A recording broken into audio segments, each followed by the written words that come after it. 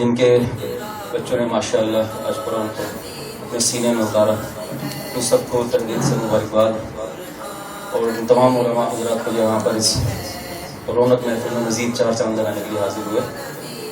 اللہ ہم لوگوں کو بھی اس کی جزائے خیر دے۔ بنیادی چیز ادارہ حاضہ علاقے اور اس ایریا کو ایک ایسے ادارے کی ضرورت تھی جس کے اندر ایک شفیق استاد بڑے بہترین طریقے سے بچوں کو حفظ کا پروان چڑھائے۔ تو قاری سیف اللہ صاحب یقیناً ایک شفیق انسان اور محبت والا انسان ہے۔ میرا بیٹا الحمدللہ حافظ شافع صدیقی یہاں موجود بھی ہیں، دوسرا برخوردار ہمارا حافظ طلحہ صدیقی وہ بھی یہاں موجود ہے، برہان صدیقی بھی ماشاءاللہ یہاں موجود ہے، اور یہ تینوں بچے الحمدللہ رب العالمین کافی قاری سیف اللہ صاحب کی شاگردی میں انہوں نے حفظ کیا۔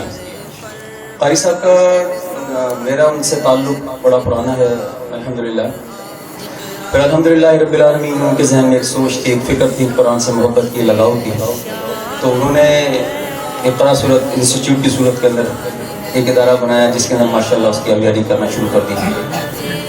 قاری صاحب اور ان کے دیگر جو رفقا ہیں وہ بڑے الحمدللہ بہترین طریقے سے تمام ادارے کو لے کر چل رہے ہیں۔ قاری صاحب کی سب سے بڑی جو کوالٹی ہے پڑھانے کی، عام اداروں کے اندر ہم دیکھنے میں یہ آیا ہے ہم لوگوں کے کہ بچوں کو سم ٹائم مار پیٹ بھی کر لی جاتی ہے، کچھ کر لیا جاتا ہے، لیکن قاری صاحب کا جو طریقہ کار ہے پڑھانے کا وہ صرف یہ ہے، سرزنش اتنی بہترین طریقے سے کرتے ہیں۔ السلام علیکم۔ تو ماشاءاللہ قاری صاحب جو ہے بچے کی تربیت کے اندر سرزنش کا جو پہلو ہے اتنا بہترین طریقے سے اس کردار کو ادا کرتے ہیں جس سے بچہ زد و کوب کیے بغیر خود اس کو اپنی کوتاہی اور کمی کا احساس ہو جاتا ہے۔ یہ بہت بڑی بات ہوتی ہے کہ ایک تربیت کے اندر آپ ایک ایسا عنصر، ایسا ایک طریقہ کار آپ لے آتے ہیں جس سے نہ آپ کو بچے کو زد و کوب کرنا پڑتا ہے، نہ اس کا سختی، نہ ہی کوئی گالی گلوچ، اس کو صرف آپ نے اشاروں کے اندر ہی سمجھا دینا اور بچے نے سمجھ جانا ہے۔ تو الحمدللہ رب العالمین بچہ اپنی غلطی میں یقیناً نادم ضرور ہوتا ہے، لیکن ساتھ میں اس کو اس غلطی کو ٹھیک کرنے کا موقع بھی ملتا ہے۔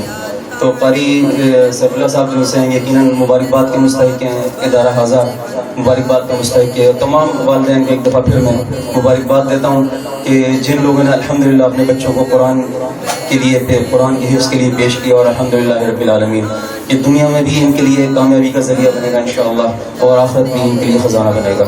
دعا ہے اللہ آپ سب کو، ہم کو قرآن کے ساتھ جڑا رکھے اور ہم سب کو بعمل مسلمان بنائے۔ السلام علیکم ورحمۃ اللہ۔ اقرا القرآن عظیم الشان ہے، اقرا القرآن عظیم الشان ہے، اقرا القرآن عظیم الشان ہے۔